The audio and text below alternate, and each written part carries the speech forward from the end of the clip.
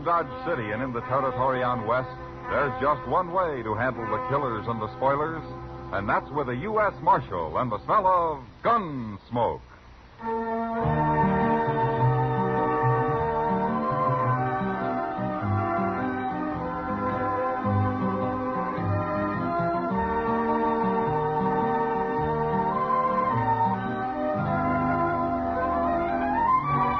Gunsmoke, starring William Conrad. The story of the violence that moved west with young America. The story of a man who moved with it.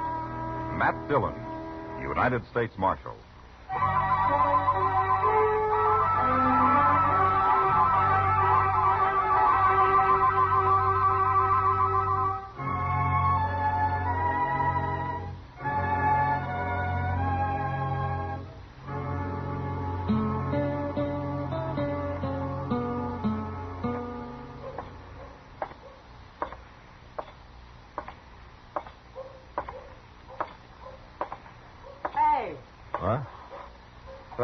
Hello, Kitty. I didn't see you. You'll get shot someday walking around in days like that. You'll get sunstroke sitting out here in the heat and the dust. I don't see people in the daylight very often. Wanted to find out if they're any different. Sit down.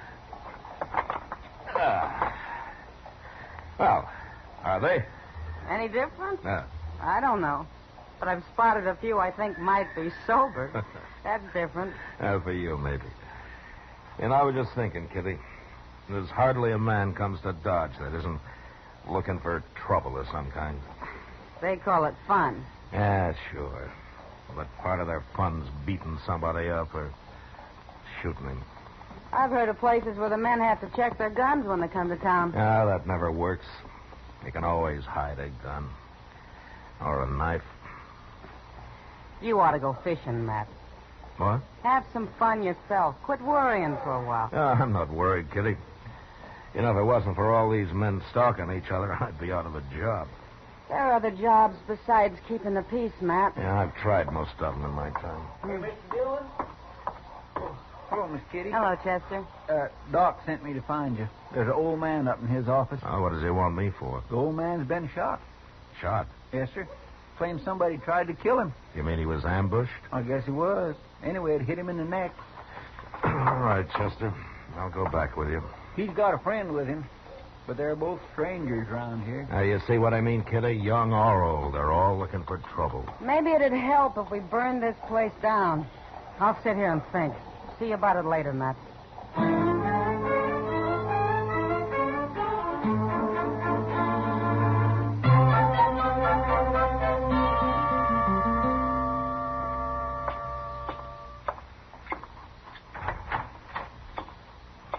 Where's the doc? Somebody come for him. Oh, what do you mean?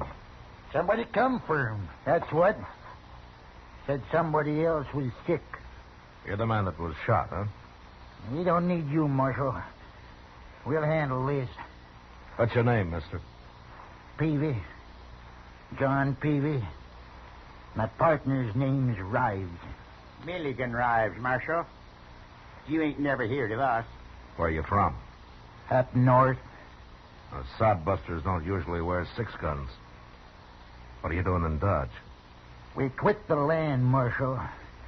We're going to enjoy ourselves for change. We ain't never going back. Oh? You're a little old to be making a move like that, aren't you? I ain't hardly 60. Neither is Rives. Mm-hmm. Well, it didn't take you long to get into trouble, did it? We ain't in trouble. Maybe you're not Rives, but Peavy here's just been shot. I told you we'd handle this, Marshal. Ain't nobody gonna sneak up on John Peavy and shoot him. I don't care if she is a woman. A woman? What woman? Oh, you always did talk too much, Peavy. You might as well tell him now. I ain't going to tell him. I'll fix her myself. You'll tell me or I'll throw you in jail till you do. I'm not going to have any women killed around here. Now, do you understand that? Hey, go on, tell him. You already started. Well, all right. She come up the alley, Marshal, next to our sleeping room. and she shot right through the window. Rives seen her running around the corner after. I'm going to fix her good. She's been threatening him, Marshal.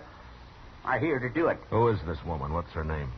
She's one of them gals that works at the Texas Trail, Marshal. Name of Kitty.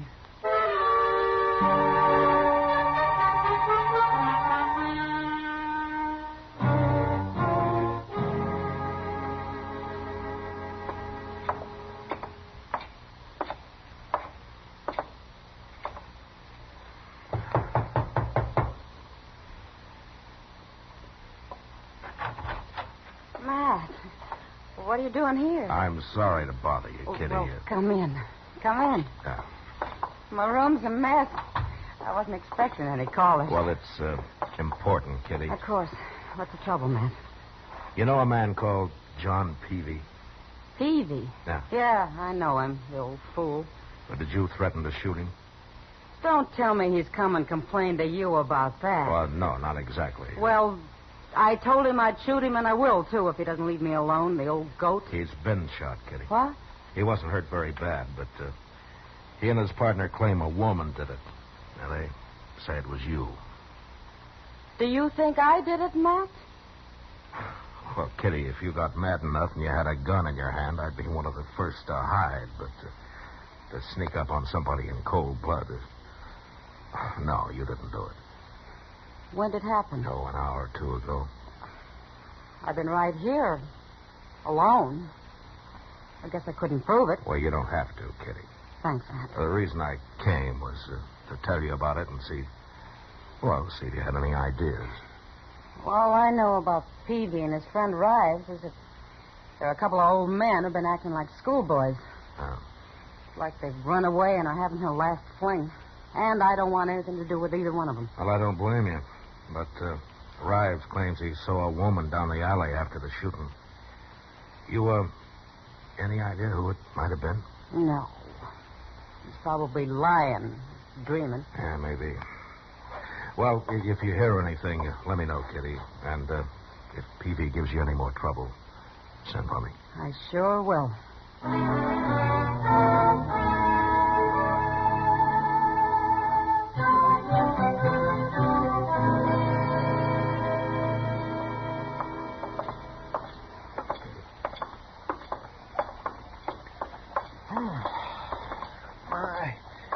I ain't been up this early in the morning since I can remember, Mr. Dillon. Oh? How about last Sunday, Chester? Last Sunday? Yeah. Oh, well, that's different.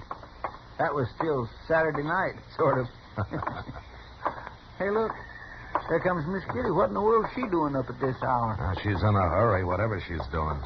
Matt? Hello, Chester. Morning, Miss Kitty. What's the trouble, Kitty? Matt, somebody tried to shoot me. What? In my room, just a while ago.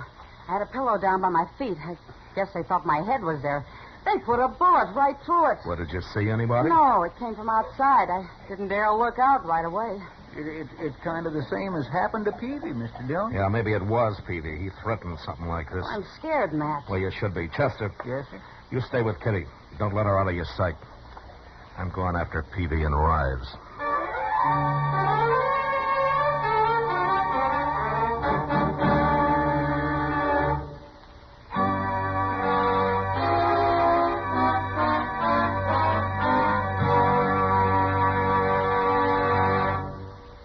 We will return for the second act of Gunsmoke in just a moment. But first, every Tuesday, Pam and Jerry North prove that solving a murder is a family affair. And on the same evening, John Lund, as yours truly, Johnny Dollar, brings us the thrilling details of his latest insurance fraud investigation. Now the second act of Gunsmoke.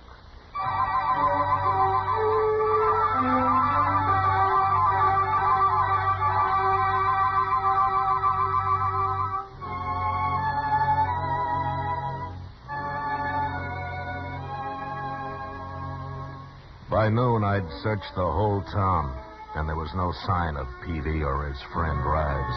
They'd disappeared. And until I found them, I didn't dare leave Kitty where they could get at her. So I had Chester drive her out to a friend's place a few miles from Dodge, and she was happy to go. Now, we didn't have any luck until the next afternoon. Cowboy happened to mention to Chester that he'd come across a couple of drunks camped about a mile up the Arkansas. So I decided it was worth riding out and taking a look. And it was.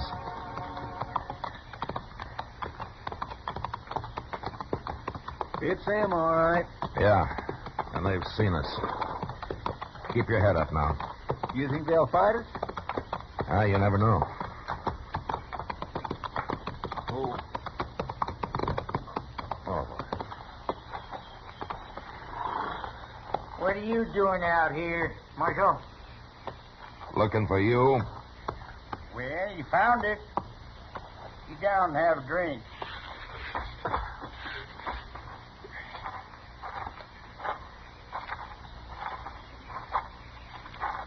Well, what you got there? Corn liquor. Only about half a jug left, though. What's that other jug? We killed that yesterday. Here, have a swallow. Well, say now, that's right kind of... Chester. Yeah, but of course I don't drink before sundown. Leastwise, not very often. What'd you come out here for if you don't want to drink? How long have you men been here? Day before yesterday. Peavy's neck was bothering him, and I figured a couple of days in camp like this might ease it off some. I get to feeling better. I'm going back and teach that gal Kitty a lesson, though. I swear I am, Marshal. Somebody tried that this morning. Eh? What do you mean? She got shot at, Peavy, the same way you did. That don't make no sense. Why, he's just thinking you done it, Peavy. How could I do her? I've been laying here drunk for 2 days. Anyway, I wouldn't shoot no woman, Marshal. I beat 'em up a little, that's all. You know, knock 'em around. Well, what kind of men you think we are? I don't know. Why did you leave home in the first place? Yeah, home. Man don't live forever, Marshal. He's got to enjoy himself while he can. It Rives. You tell him what you told me. About them graves.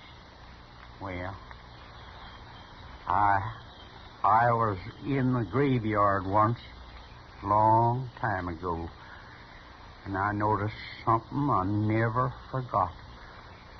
No, sir. Never. Yeah, tell him, Rives. Well, Marshal, I looked around, and I seen that there was as many graves shorter than me as there was graves longer. And that got him to thinking about dying, Marshal. So, one day we decided to enjoy ourselves and quit working so hard. Hey, hand me that jug, Rives. Yeah, help yourself. Hold it a minute, Peavy. Huh? I want to tell you something. What? I'm going to leave you here, but if I see you around Dodge, either one of you, I'll throw you in jail. What for? We ain't done nothing. You have it in mind to beat up Kitty. And if you did that, I might kill you. So stay out of town. Come on, Chester.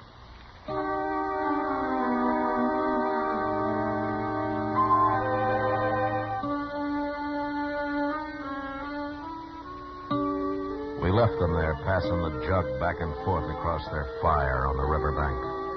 Talking of death, probably, and of the hard, empty lives that they'd had. And the prairie often left men a little too hungry and a little too dry. Chester and I were talking about it when we spotted a woman up ahead. She was walking after a saddle horse, which we figured must have thrown her and got loose. She was an old woman, and dressed for Sunday in a long black skirt and a big hat with a fancy pin stuck through it. I sent Chester to catch the horse while I rode up to her and dismounted. My friend will bring your horse back, ma'am. Are you all right? I'm all right. Well, how'd he get loose? Mean critter, he run off. Oh, I see. You live around here? No. You've been down by the river, ain't you? I just came from there. Why? See anybody?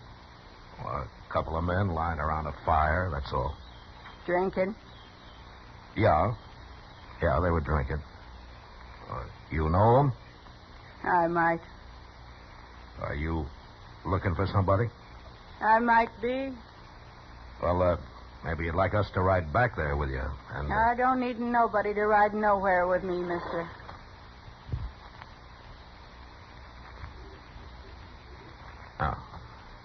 Oh, what's your name, ma'am? What's my name? I don't take to scallywag cowboys asking me my name. Well, I'm sorry. I didn't mean to offend you. You didn't? Well, no, ma'am. Of course I didn't. What's yours? Matt Dillon, ma'am. Dillon. I heard that name somewhere. We won't be introduced proper unless you tell me yours. My name's Sabina Peavy. Ms. Peavy? I've been married 35 years, Dillon. Here he is, Mr. Dillon. Seems gentle enough. I'll hold him while you get back on, ma'am. I can manage. Hey, look what she's got tied to her saddle, Mr. Dillon. One of them old cavalry pistols. Yeah, grab it and put it in your belt, Chester. What? You heard me. Yes, sir. You put that back, you thief. What are you, anyways? Suppose you'll steal my horse next. I'm a U.S. Marshal, Miss Peavy. Everything's going to be all right. A marshal, eh? I want you to come back to Dodge with me. Chester will bring your husband in. Is she Peavy's wife? You can't stop me, Marshal. Chester, go back to that camp and shoot a hole in their jug. And when they're sober enough, bring them to town. And don't say anything about Miss Peavy. Yes, sir, I'll do it. You're going to be all right with me, ma'am. Well, you stole my gun and you're stronger than me. Guess I'll have to go.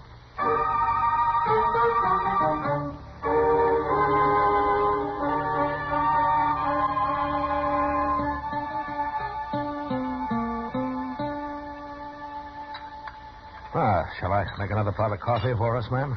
No. No, thanks, Dillon. Yeah. Well, they ought to be here pretty soon. It's nearly evening. You'll tell that girl, Kitty, how sorry I am I tried to shoot her, won't you? I'm sure Kitty will understand. Imagine me being blind jealous after 35 years. You, told me you were out to kill your husband. Well, if that's true, why would you be jealous? You can be jealous, even if you hate a man, Dillon. You hate Peavy? I didn't know how much I hated him till the day that old fool Rives come by. The two of them rode off together. He come into the house and took the money and left, just like that. After 35 years. How'd you know they'd come here? Oh, they was always talking about Dodge. They was always talking about laying on the bank of the Arkansas and drinking corn liquor, too. I knowed where they was. You're mighty dressed up for a woman riding out to shoot a man. Well, it seemed fitting somehow. Only good clothes I ever owned, Dillon. Wore 'em when I left home, St. Louis. Yeah. Well, I'm glad I ran into you, Miss Peavy, before it was too late. I'll talk to him. I told you I would. But I ain't never going back to him. He's had his fun. Maybe he'll settle down now. Not with me, he won't. Dillon, I bore that man 13 children. 13? 11 of them died. And he beat me every time we lost one. Every time, Dillon. Oh, I see. Well, where are the other two? He ran them off. Don't know where they are. Yeah.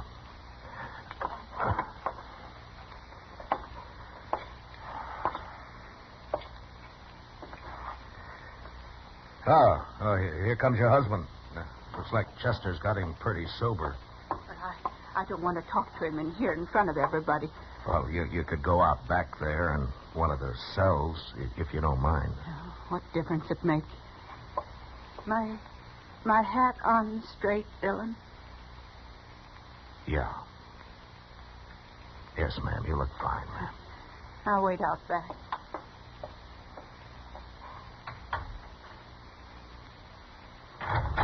All right, in here. Here they are, Mr. Dillon. Sober as deacons. What's this all about, Marshal? What do you want us for? We ain't bothered nobody. Peavy, you go out back through that door. There's somebody wants to see you. Who? Get moving. No, you stay here, Rives. Go on, Peavy. Well, all right.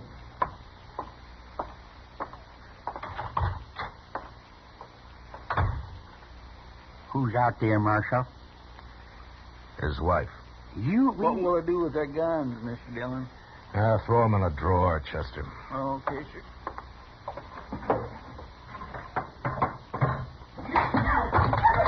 Hey, what's that? He's beating her. Come on.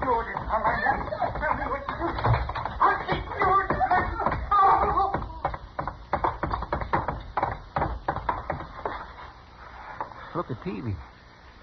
She knocked him out. I think I killed him, Dillon. Killed him? He sure looks dead. You stabbed him. I had to. He beat me for the last time. Said he was going to kill me. I put it right in his heart. You old devil, I'll bet you... No, you won't, Rives. Miss Peavy, you come with me. Chester, lock up Rives in another cell. What for? You can't lock me up. Oh, you ain't even armed, Rives. Get moving. Well, I tell you, I'm an innocent man. All right, President. Come into the office, man. Shut up. Your voice itches my ears. I reckon you... He was going to kill me, Dillon. I know he was. Well, I shouldn't have let him be alone with you. You didn't know. What are you going to do with me now? You mentioned St. Louis, Miss Peavy. You have any people there? My sister. She's all that's left. Huh. Well, how'd you like to see her? You ain't holding me? It was self-defense. Then I can go. I'll hold Rives here till you're out of town. Oh, but I can't get to St. Louis. Took all her money when he run off. It's all spent. I know it. Miss Peavy,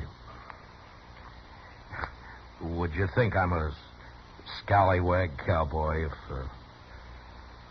I offered to stake you to St. Louis? Thanks, Dillon. Wait till I tell my sister about you.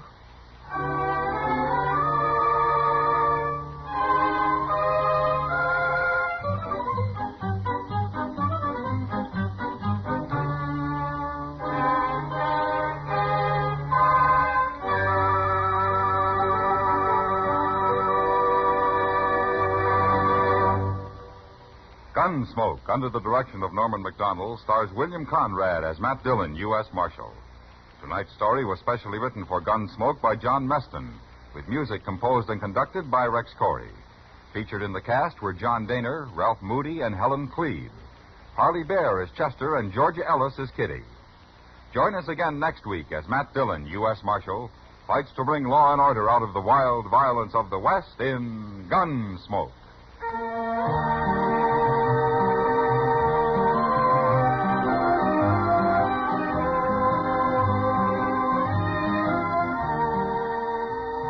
Silver, star of the Broadway and film versions of Top Banana, visits Mike Wallace on Stage Struck tomorrow over most of these same stations. George Walsh speaking. Stay tuned for Gangbusters, which follows in a few minutes over most of these same stations. This is the CBS Radio Network.